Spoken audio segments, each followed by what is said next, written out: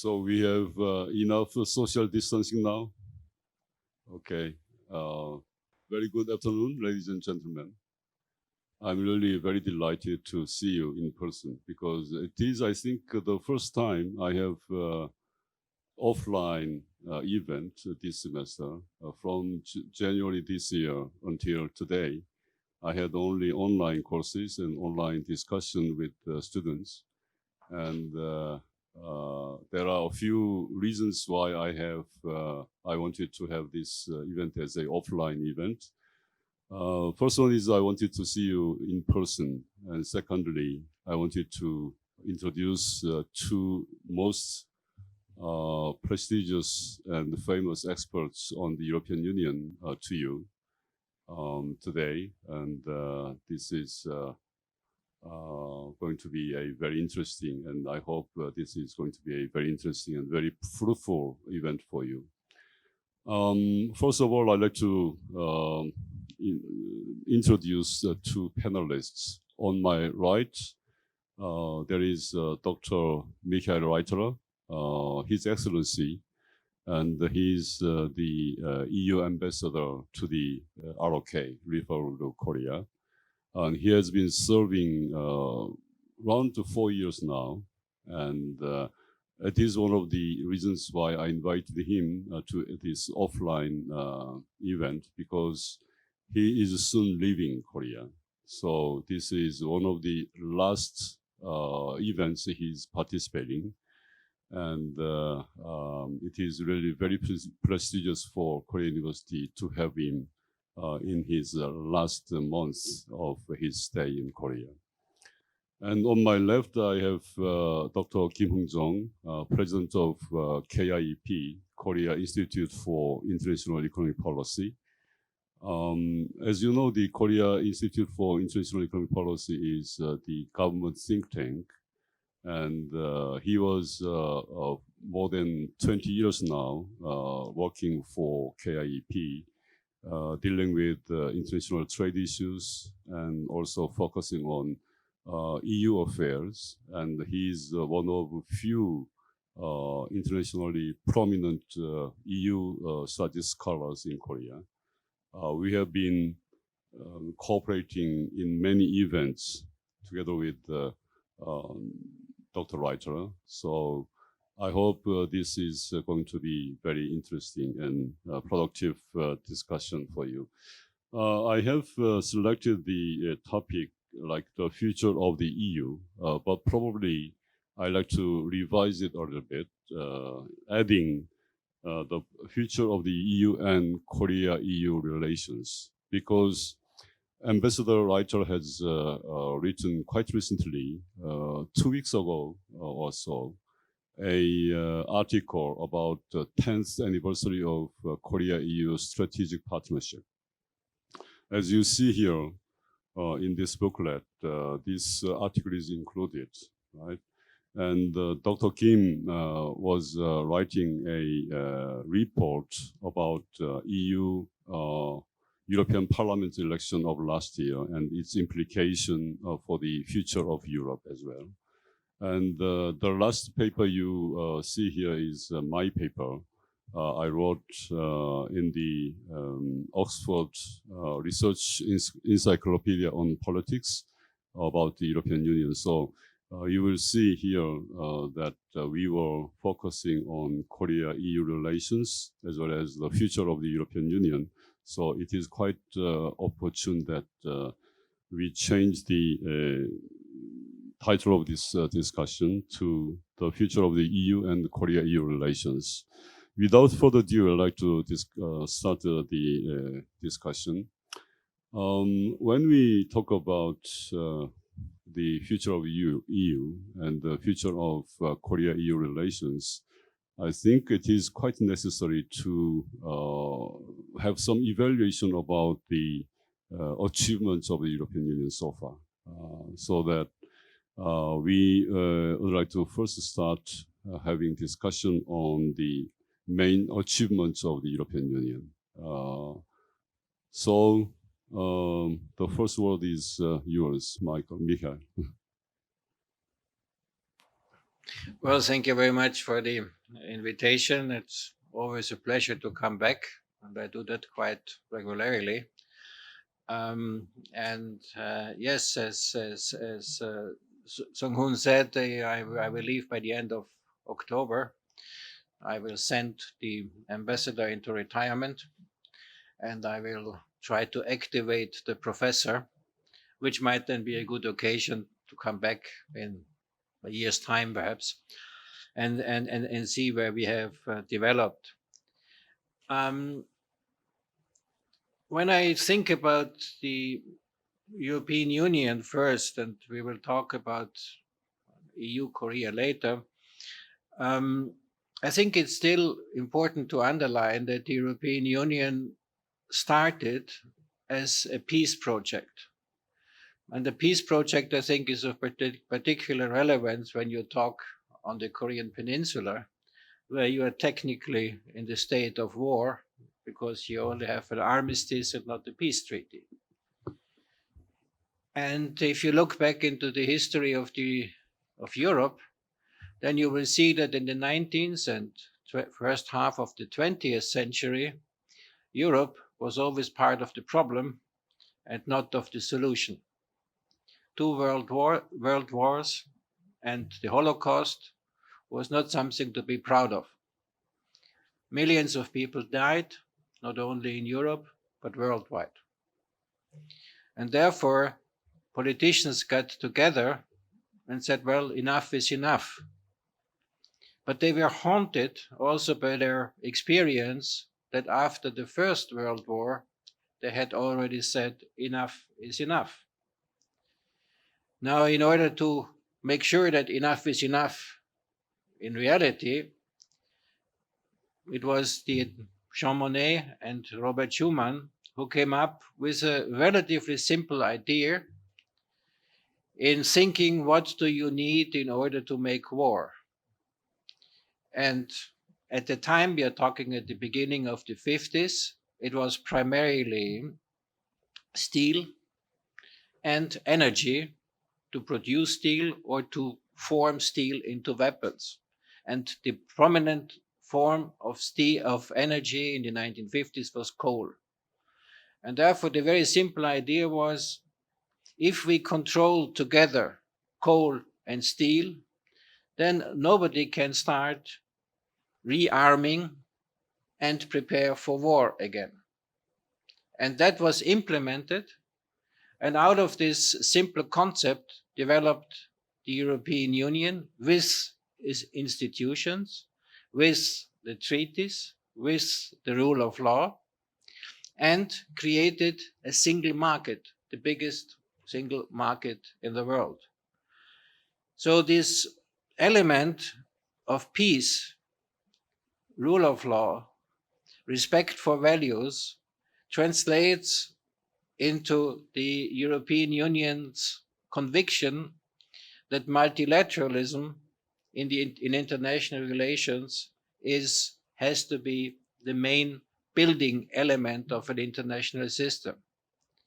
That applies politically, and therefore the European Union promotes and supports the United Nations.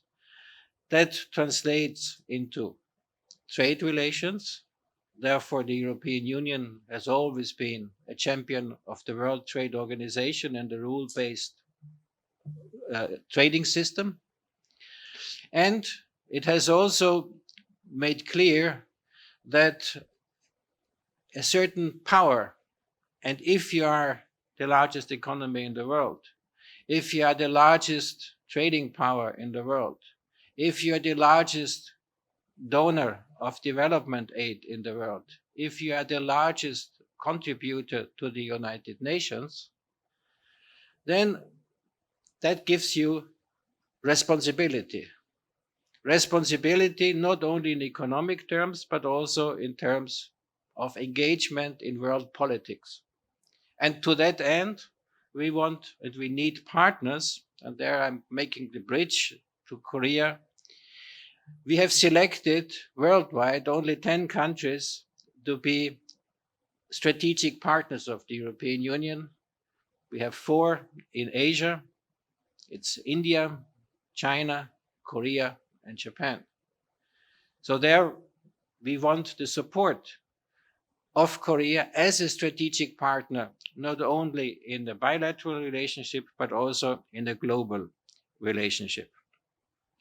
I think from the achievements, I would also like to put up, in addition to the firsts which I have mentioned, the very strong engagement of the European Union, which is, by the way, supported wholeheartedly by most of European citizens, the engagement for fighting climate change, which was recently translated in the European Green Deal. And I was very happy when suddenly, in the last election here, the Green Deal was smuggled into the program of the Democratic Party. President Moon Jae-in was talking about new Korean deal, and I hope that the green, which is introduced there after a little bit of massaging, is not only paint, but is real green. But I think that's something we can discuss them. So in sum, I think these are achievements of the European Union on a worldwide scale, also globally, and of course also internally, in that we are trying to maintain democratic system and values. Having said that, I'm perfectly aware that we also have problems. We have internal problems, and we have also problems to project the political role of the European Union. So I don't have rosy glasses, but in a first go, I wanted to show you where are the strong points. The weak points come always automatically. Thank you. President Kim, what is your observation about the achievements of the European Union?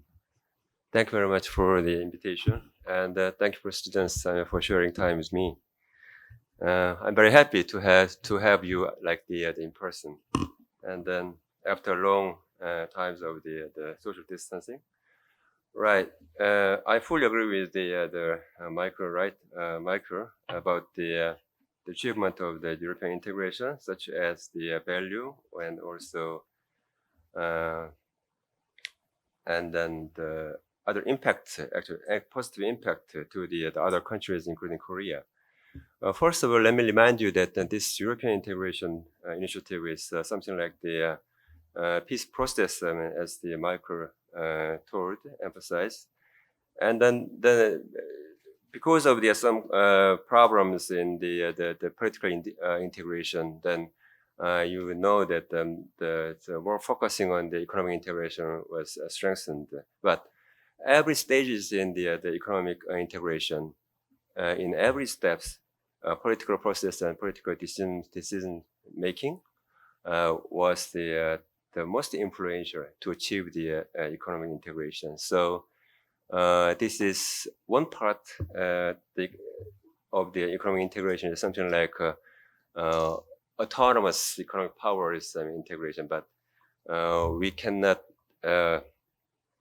forget that all this kind of economic integration was initiated by the political initiatives. So that's what I want to emphasize. The second issue is something about the value. Through the European integration, Europe just tried to solve some many problems which you observed in 19th centuries and 17th centuries. Michael just said something like a problem. And then so rule of law, yeah, and then human rights and other issues emphasized through the European integration. And the European people try to achieve all of these kind of values in daily life through the European integration. I think that is very important. And second thing that about values thing is that something like some other new issues like GSP, generalized system of preference, this kind of idea for the developing countries, preferable market access was provided to the developing countries, to the European market, advanced market. which is the new ideas from newly first initiated by the European countries and the European Union, and also the environmental standard and the climate change, combating climate change. All of these kind of new emerging issues was created by the Europe and the EU. I think that is very important things, and that's why the Koreans also do not cease to looking at what the EU is now doing. And the last one I want to talk about the economic one as an economist. The European integration create, of course, I mean, enhancing competition. The first one is competition. That is very important thing. The member countries, when they just keep strengthening the competition, and they just want to create the borderless big market, and all the many citizens and industries and companies and associations worrying about the enhancing competition and losing jobs and other things which might be created from the enhancing competition by lifting border. What I mean border means that between the France and Germany, France and Italy, Italy and other member countries. But this kind of very impressive competition policy, enhancing the efficiency in domestic single market, and also had a very impressive cooperation with the other competition policies authorities of other countries, including Korean one as well. And also, as for the economic achievement of the European integration, some people might argue that European integration was more or less the best, the most beneficiaries of the European integration is German ones. But you should not forget that other less developed countries and also largely benefited by the European integration. Think of the case of Spain and Portugal and Greece in 1970s, 60s, and 70s. All these three countries were kind of dictatorship countries. And then after the European integration, after joining the EU, then nobody would doubt that this Spain is still a dictatorship country. It's fully integrated into the European value and also democratic countries. Now you can observe, but thing was very different when it comes to the situations in 1970s and 60s. So all of this kind of very rapid democratization and also political democratization and economic development was achieved by this European integration. I want to talk. Thank you. Thank you, Dr. Kim. I mean, I fully agree that the European integration, the start of the European integration was a peace project, but economic co-prosperity was another very big target of this adventure of the European Union member states. And if you take a look at the European Union at the moment, today's EU is the largest trading bloc, as mentioned by Ambassador, and also the largest donor of the ODA funds worldwide. Some 54% of all worldwide ODA funds is coming from the European Union, either EU or EU member states. Also, mentioned by Dr. Kim, we have the European Union as a norm setter, not norm taker. It's initiatives of international norms are really very important and appreciated by the international society.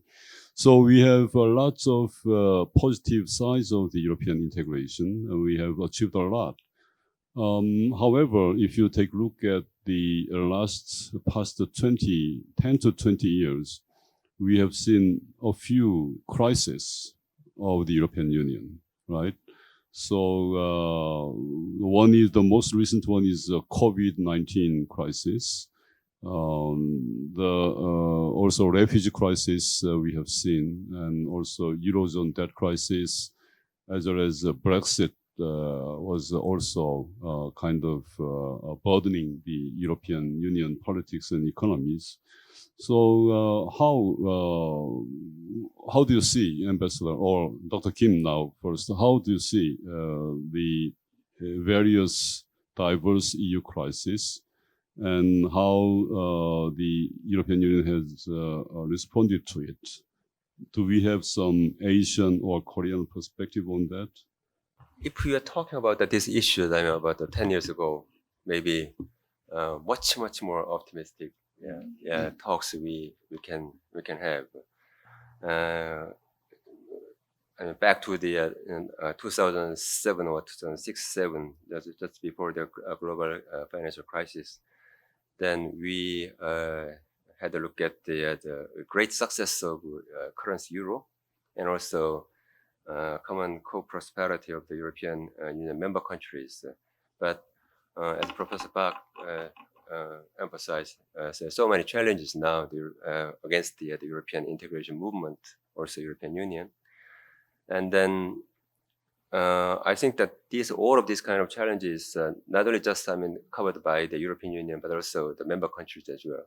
So the failures or crisis in the governance, in tackling all of these kind of issues, you cannot say that this is the fault of the European integration. This is just governance of the nation states and the governance of the supranational entities. So we cannot blame that all of this kind of the crisis because of the European integration. That is one point that I want to think.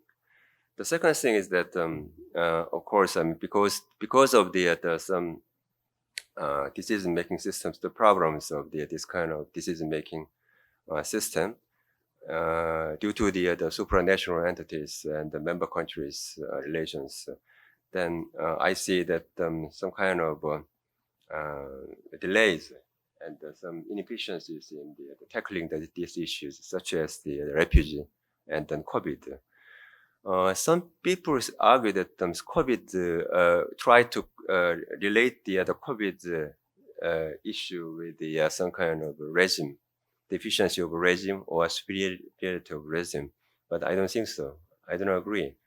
I don't think that China has argued that because of the Chinese system is superior, that China easily recover from this disease.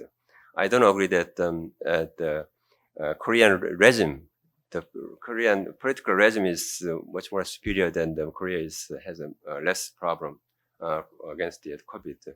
So tackling about the disease and the COVID is not that kind of the relations to the regime or political system, but just this is leadership, and then how much the policymakers understand this kind of disease and the pandemic, something like that. So just focusing on the disease, and then that is a very important thing. I just wanted to point out just one thing about the Brexit, because I talked a lot of things about the Brexit to the Korean society, so I think that I have responsibility to talk about these issues. Well, Brexit, first one, my observation is that there would be no more exit from the European Union member states. Because after the Brexit, many member countries now understand that after the exit, maybe their nation states, their identity could disappear.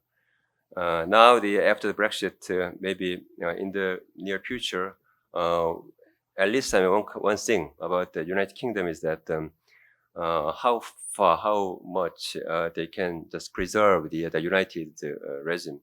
Maybe Scotland and Northern Ireland may have a different way of thinking how to tackle this Brexit with their establishing their new nation states. So countries like the Spain and then Romania and the other countries also have similar problems in domestic politics. So I don't think that kind of things can happen again. And then, so after the Brexit, I think that the European Union, the remaining member countries try to strengthen the integrate the level of the integration much more, and then to further integration movement could be strengthened, but not all of the comprehensive issues, but some several issues, and they try to deepen the level of integration. That's my observation. Thank you. Michael, you have. Well, as we cannot avoid Brexit, let me say a few words about Brexit. Well, I completely agree with President Kim. I think the effect on the other countries is that was not the best idea our British friends ever had. I think last week, a study was published which claims that the UK will lose as much money as they have received from the European Union in the last decades in a very short time. You can also see rather unproductive investment which is needed now in border building up borders, border control points. Millions will be spent on that. And we have been active now in the last 70 years to get rid of borders and border controls. And I just had a look. The European Commission has just a few days ago published a paper which is called Getting Ready for Changes. It is called Communication on Readiness at the End of the Transition Period between the European Union and the United Kingdom. And you can read it. It's quite readable if you're interested. About 30 pages, and it has an annex of about 50 sector-specific measures where it is pointed out what will be the problems from next year onwards. Just to give you one example, the European Union has concluded over the last years Open Skies Agreement. And Open Skies Agreement means that European airlines can fly, if there is such an agreement, to any point in another country. And we have concluded that also now with Korea. So you don't have to negotiate bilaterally, you just get a slot and you can fly. From the 1st of January next year, British Airways is a British carrier and no longer an EU carrier, which means they have to go through this cumbersome procedure to negotiate with each and every country in the world landing rights for British Airways. In the European Union, you have it automatically. They have to build up an agricultural policy. The last 40 years, agricultural policy was designed in Brussels, implemented in the UK. They have to build up a competition policy, competition law, which was handled by Brussels. Now they have to do it. They have to build up a task force which knows how to negotiate free trade agreements. Free trade agreements over the last 45 years have been concluded by the European Commission. It was rather ironic, I must say, that because there are no British officials who know how to negotiate free trade agreements. So in the first go, the British government hired a good friend of mine from New Zealand, who was a very good trade diplomat, who had worked at the WTO, who had worked at the OECD, and who was in retirement in New Zealand. And he was hired by the UK in order to teach them how to negotiate. So these are just a few examples, and I agree completely what is understood now by many citizens in other European countries, member countries, what is actually due to the European Union. Because normally citizens don't know. That's not bad in itself, but sometimes it's the reason why people ask, why do we need the EU? And this is due to the way the European Union works. One has to understand that. What is done in Brussels is to take decisions about what you want to do to go in a certain direction. But then the fine-tuning and the translation of decisions taken in Brussels is done in national parliaments. So the laws are passed in national parliaments, but they are based to a very large extent on what has been agreed amongst 27 member states. So the citizen sees a German law, an Austrian law, a Spanish law, and is not necessarily aware that this law is based on a collective agreement, and each and every member state has the possibility to integrate measures how it fits into a national system, because the national system of Spain is different from the one in Finland. But the goal is the same. And also, if the European Union is spending money, and we are spending quite a lot of money on our budget, there is nobody who hands out the money directly to any citizen. The money of the European Union is given to the member states, and the member states are using the money for a specific purpose. And you all know a little bit about politics. You will not find many politicians who would say, oh, this is money I got from Brussels, and with that money I am building this airport. They will always say, I am the good guy. I'm giving the money. I am building. And there we even had to take this rather funny measure that if infrastructure as part of regional policy is financed by the European Union, then member states have to put up a sign, financed by the European Union. And in order to make sure that it is not written in minuscule letters, one even had to pass a regulation how big the letters are, just to get the message across. And you can also see it by the sheer fact for the European Union has about 40,000 officials. So you cannot directly manage Europe with 40,000 officials. And about 20,000 of these officials are working with languages, because we have 24 official languages, which means you have to translate, interpret all the time. Was so much for that. And just one more thing I noted. The norm setting. I think this is perhaps an element of foreign policy which is not really known, because it's not regarded to be foreign policy, but it's very much foreign policy of the European Union to try to set international standards. If in the automotive sector, European standards are the dominant standards, then it's easier for the European automotive industry to export worldwide. If you can make sure that the rules and regulations on international stock exchanges, stock markets are based on the European model, then it is easier to bring your company to the New York Stock Exchange instead of going through a lot of motions. We have set an international standard now for data protection, GDPR. Korea was very eager to join in order to make sure that there can be the exchange of data between the European Union and Korea.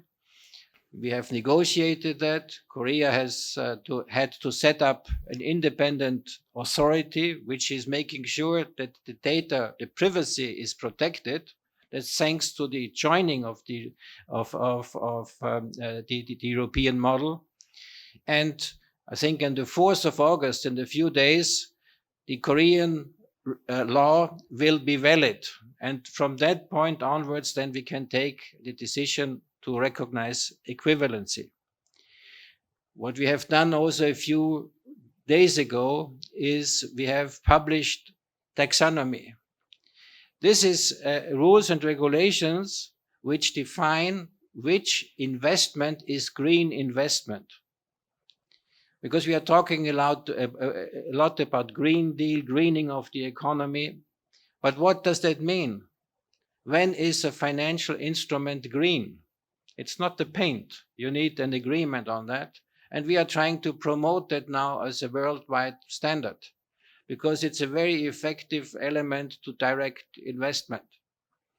To give you just one example, if all the pension funds in the world, and they hold most of the money for future pensions, if they only invest in companies which are certified as green companies according to international standards, and they don't invest in others, that will create a very strong incentive for companies to get certified as green. Thank you, Ambassador. President Kim. Yes, more than 90% of the you're talking about the standard. I agree, but I would like to talk about the European standard versus international standard. We are talking about the so many issues about the standard when we are negotiating Korea-EU FTA, and then the European partners counterpart always European officials. Yeah, maybe one of the 20,000 people. Yeah, except the translators. And then they were talking that European standard is international standard now, because there are so many 27 countries, including the United Kingdom, is just using this kind of standard, and the other countries also. But Korean standard is something different from the European standard. So you need to adjust yourself, accommodate yourself to the European standard, because European standard is the international standard. So Europe has been initiating the so many standards, not only the environmental standard or green issues, but also other standard like the safety belt in automobiles, and strength of the steel planet in the automobile, something like that. So very many standards. I mean, the Europe has been created, and the European Union was the locomotive of to create this kind of a European level standard. So we Koreans have some kind of ambivalence. I mean, the feelings about the European standard, because in one sense, I mean, because there's so many European countries and other neighboring countries are following this standard, it's better for us to just to follow. But in other cases, I mean, we have our own standard. In that case, I mean, to accommodate our to change our standard to the European standard was not easy. So in that case, the best solution is a kind of the mutual standard, mutual recognition. So both parties can just, I mean, keep their own standard, and then they can just recognize, I mean, other parts of the standard. So this is one thing. And then another point is about, I mean, Michael was talking about suddenly the Moon Jae-in government, I mean, pronounced the Green New Deal. And then I just want to talk about these issues, because intergovernmental talks under the Korean government, when I have a chance to participate, I always argue that we need to fasten the process for the green initiatives. And always I was talking about what the EU is now doing on this green things, Green Deal or other things. The one thing is that the one thing I admire, in a sense, I mean, the European initiative is that I mean, green initiative is simply good. This is the best strategy for the sustainable development and growth. And then the other thing is that what I was thinking that is that Europe is developing the green standard. So as I talked before, after the Europe developed the old kind of the green standards, maybe the Korea or maybe in the future have to follow the just green standard created by Europe. That is costly to Koreans. So we need to develop our own standard, and then that does not necessarily mean the different from the European standard. But anyway, we need to think about the how to develop our own standard related to the green industry, green initiatives, and that kind of things. So that's another background why the Moon Jae-in government is now pushing to the Green New Deal. Green New Deal is now one of the two pillars, Digital New Deal and the Green New Deal, and based by the human security and human development, which is called Human New Deal. So, but anyway, I would like to emphasize that green thing is one of the main initiatives, but initiated by this current government, but maybe next following government also will keep the pursuing this kind of the goal and the initiatives as well. Yeah.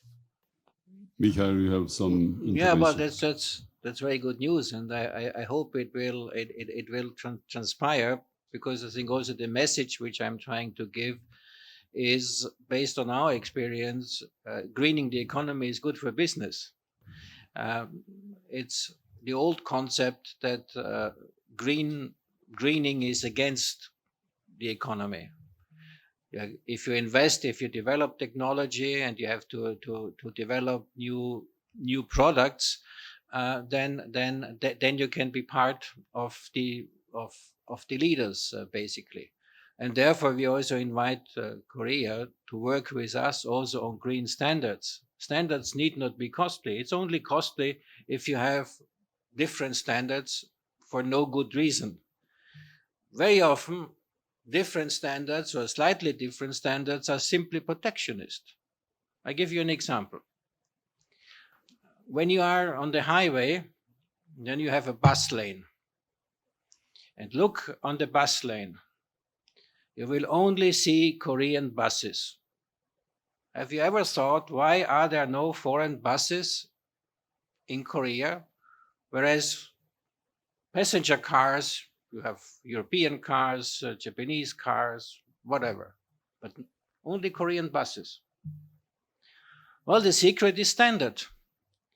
You have a standard which says that the difference between the ground and the bottom of the bus is perhaps that much. 12 centimeter different in Korea than in the rest of the world. That doesn't change the quality, that doesn't change the security, it's simply different. And what's the thinking? The thinking is that the big bus producers of the world, whether they are Europeans or American or whatever, they will not produce a bus only for Korea, because the market is too small.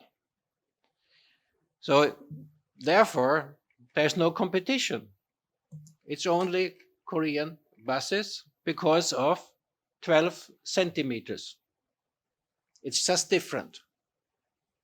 That's protectionist. Therefore, standards, and you have mentioned it, they need not be the same. They should be equivalent. Equivalency. That's the word. And then you can come to a mutual recognition. But equivalency of 12 centimeter difference, no. We would not grant equivalency because it doesn't serve any purpose except being different. So that's a concrete example in trade policy which has real impact on real life.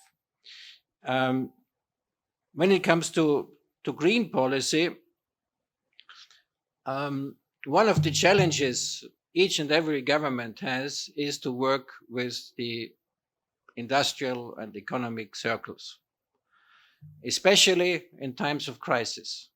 And we are in times of crisis. COVID is running havoc with economy.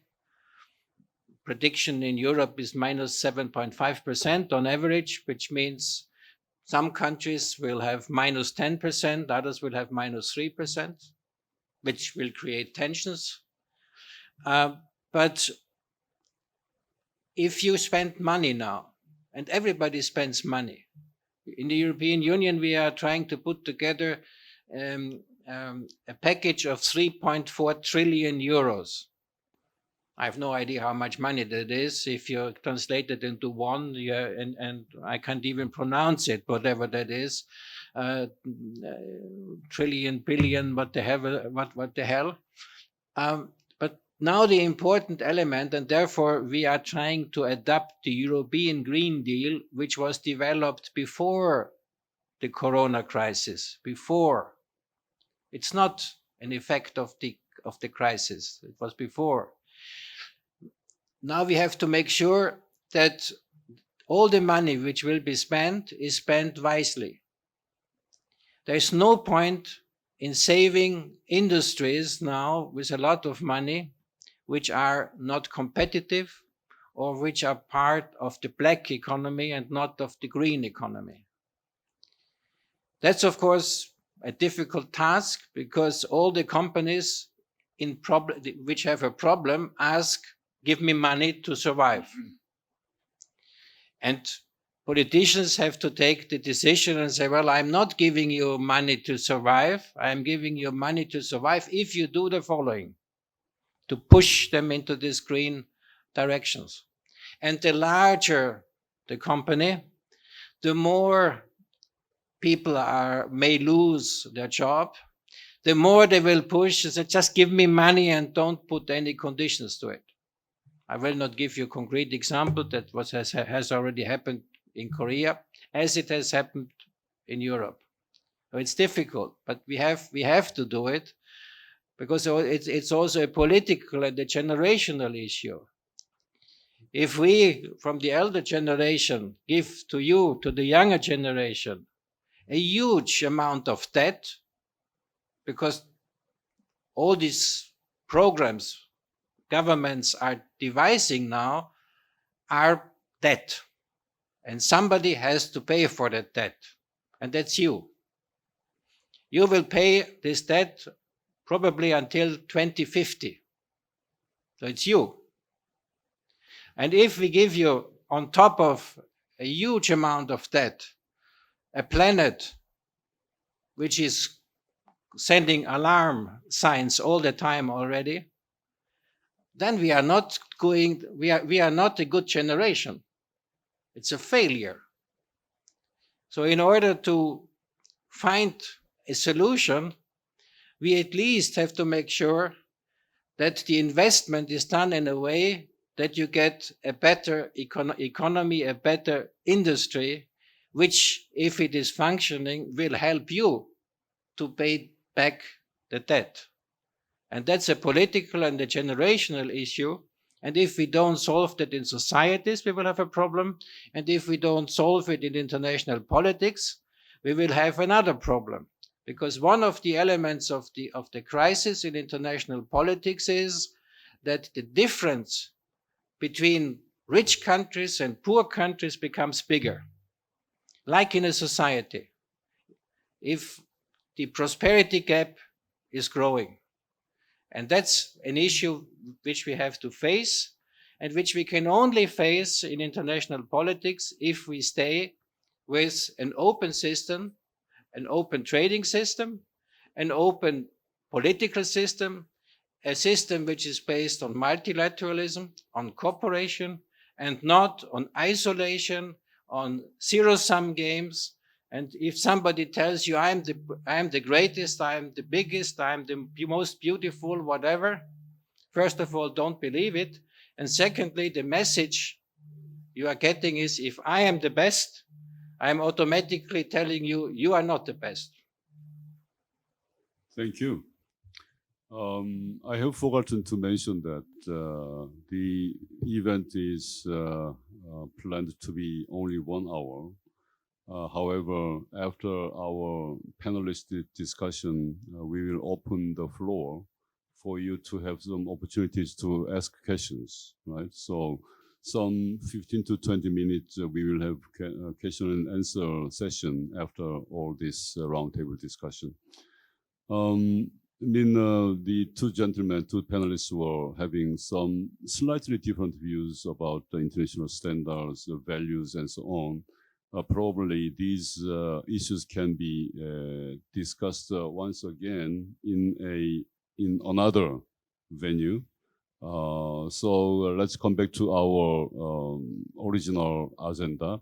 Original agenda included the Korea-EU relations, and I wanted to ask you also about the things like how the European Union responded to the diverse crisis. However, because of the shortage of time, let's come to the Korea-EU relations.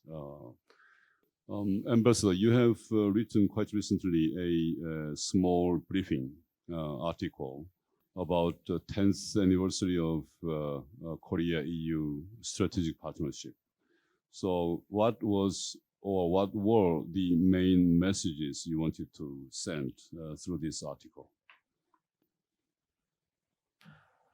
Well, as I said at the introductory remarks briefly, it is a strategic partnership for the European Union is something special. We are not using this label lightheartedly, because otherwise we would have more than 10 strategic partnerships. There are other countries who are rather generous in the use, and then they have to say, well, it's not only strategic, it's super strategic or whatever. So we don't do that. We had on the 30th of June, so just a few days ago, an virtual summit meeting between President Moon Jae-in and the two presidents of the European Union, European Commission and European Union. And that was a very good occasion, first of all, to recognize the fact that we have the 10th anniversary, and also to recognize the little symbol, the logo which we have developed to make it more visible, that we will have to work together and taking up global challenges. They are, on the one hand, linked to the COVID crisis. In the working together in a strategic partnership has a dual effect. It is the bilateral element, where we have agreed that we will open up and work together when it comes to research, vaccine development, and everything which is health related. And by the way, we also agreed that if a vaccine is developed, then it should be for the common mankind. That's also very important, because otherwise you go back what I have mentioned, you see the prosperity gap. Who can afford to buy a vaccine, which is costly to develop? So irrespective of intellectual property rights, that should be for everybody once we have it, and then it has to be produced in large quantities. So that was agreed very, very quickly. And then we also said, well, we have to think about the poorest country because of this gap. And there, Korea, as the fourth largest economy in Asia and eighth largest in the world, you share responsibility. But luckily, that was not an issue. That was agreed that we work together there. We have called this program Team Europe, and so please join Team Europe, and that was agreed. Also in development aid and in strengthening the resilience and of the poorest countries. We have also discussed that we have to strengthen the international rules-based system, because it is under duress. We were all used to what is called the liberal international order, which has served us well. Us, meaning all of us, also China, because China, of course, is a major factor of insecurity right now. But China has grown up in the liberal international order, has developed as it has joined because we pushed the World Trade Organization in 2002. We had high hopes. I was still making trade policy at that time, and we had hoped this will be a big game changer. It was not a game changer, but I think it kept China more in line as it would have been without being part of it. But we said, okay, we have to work on the World Trade Organization. We have to make sure that it comes back to life. And Korea is showing now much more interest in the World Trade Organization ever since the trade minister is running as a candidate to become a director general of the WTO, which is a good sign. I think there should be engagement.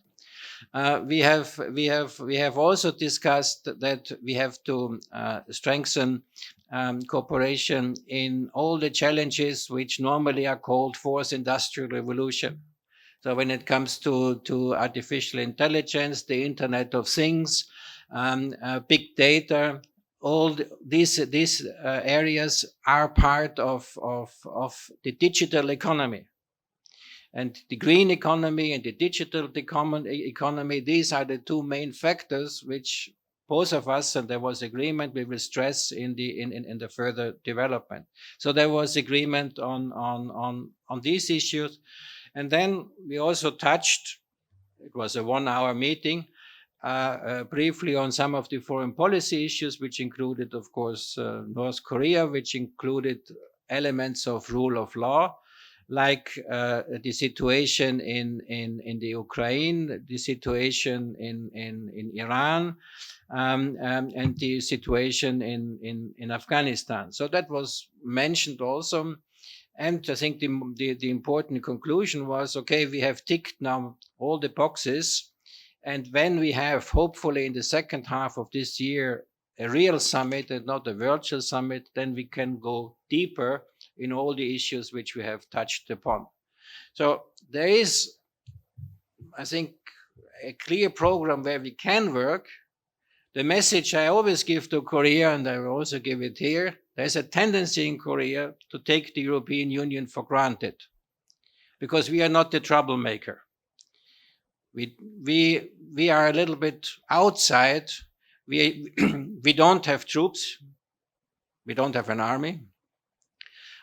We are, I think, good partners when it comes to trade.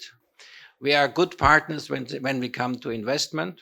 By the way, we are the largest investors in Korea. It's not the United States, it's not China, it's not Japan, it's the European Union. But we are not troublemakers. And if you're not making troubles, you are taken for granted. So once in a while, you just have to remind people it's like a plant. If you don't water the plant, it dies. So that's a little bit the message which we have to give. Thank you. President Kim, you have been working for a long time on Asia-Europe relations and Korea-EU cooperation. So what is your observation?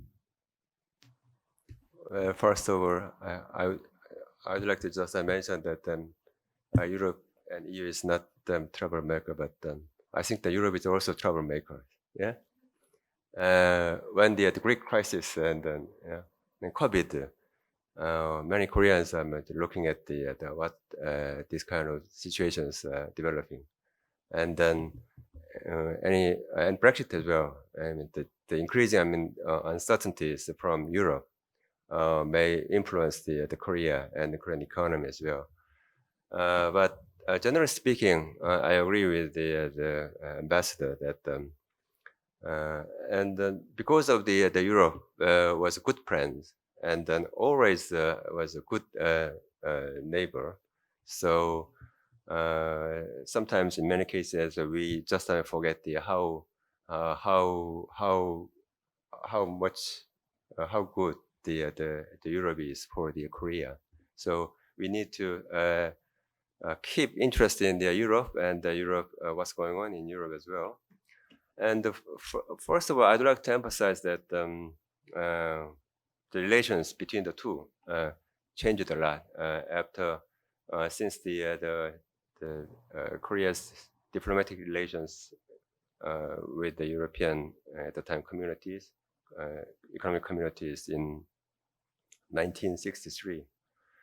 So at the time, think of what happens in 1963. Just time Korea was one of the poorest countries in the world, and Europe is the most advanced economies in the world, and also not only the economic areas but also other issues and political and the value and cultural and many other things. Europe is the one of the advanced regions in the world. And after the 60 years of the after following the establishment of the developing diplomatic relations,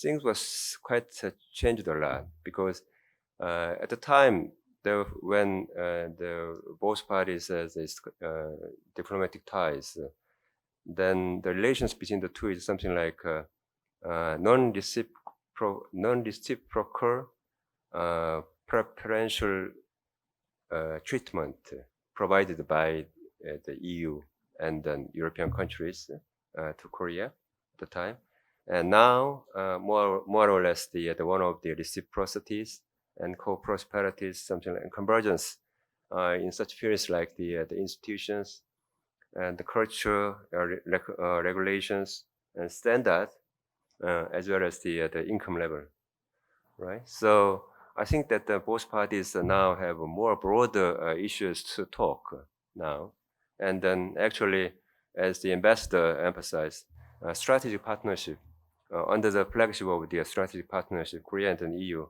have more and more things to talk. Not only the bilateral issues, but also global issues as well. So that is very important to change for actual Korea, because the European countries has a global views in 1960s, 70s as well. But Korea was very narrow-minded country at the time, just time surviving. Yeah? And then now, Korea and Korean people, Korean government recognize that, fully recognizing the not only the bilateral or regional issues, but also global issues are also very important for the co-prosperity of Korean people and then our neighboring countries and then other countries as well. So all of this kind of very splendid development between the two. I have observed that this kind of change, big changes, just 22 decades. But even just looking at the 2 decades, a lot of dramatic changes I could observe, and then I am thrilled to anticipate that what kind of things we can see in the next 2 decades between the two, and then I hope and I believe that the two parties, dialogue and mutual understanding would be much more strengthened in the future.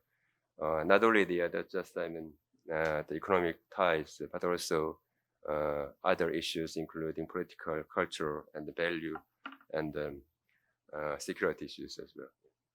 Thank you.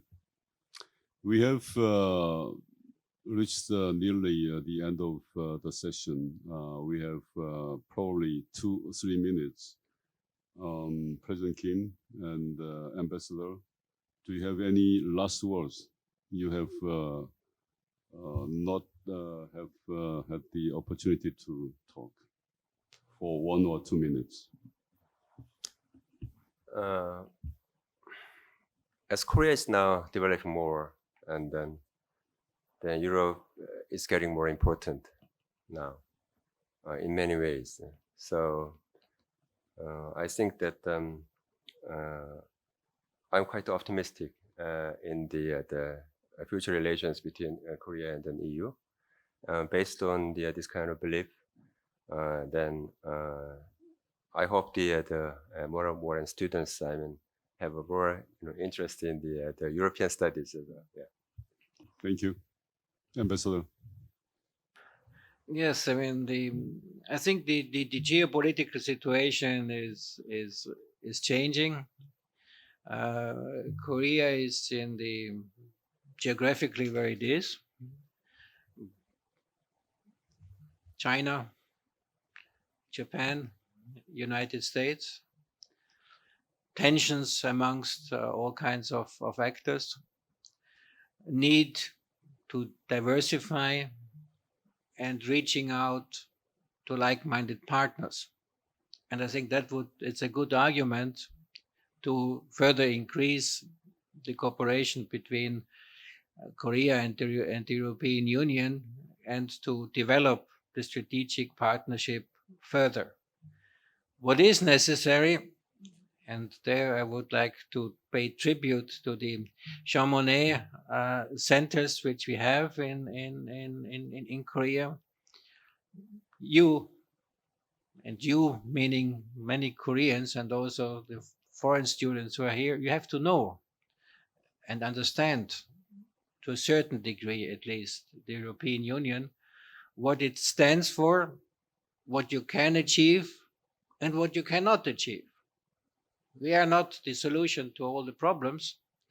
On the contrary, we create problems, but we are also trying to solve problems.